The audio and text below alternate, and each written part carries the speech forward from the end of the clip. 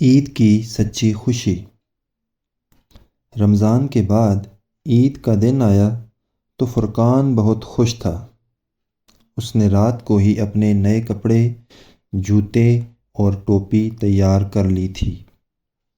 صبح ہوتے ہی وہ جلدی سے نہا دھو کر عید کی نماز پڑھنے چلا گیا۔ مسجد میں سب ایک دوسرے کو گلے مل رہے تھے اور عید کی مبارکباد دے رہے تھے۔ نماز کے بعد فرقان گھر آیا تو امی نے اسے عیدی دی، ابو نے بھی پیسے دیے اور دادا جان نے بھی اسے پیار سے عیدی تھمائی۔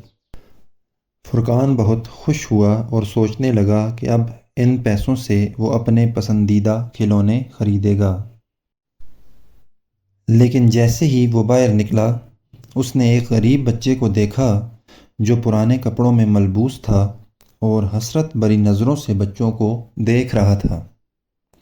فرقان نے سوچا کہ وہ تو نئے کپڑے اور کھلونے خرید سکتا ہے، مگر یہ بچہ شاید ایسا نہ کر سکے۔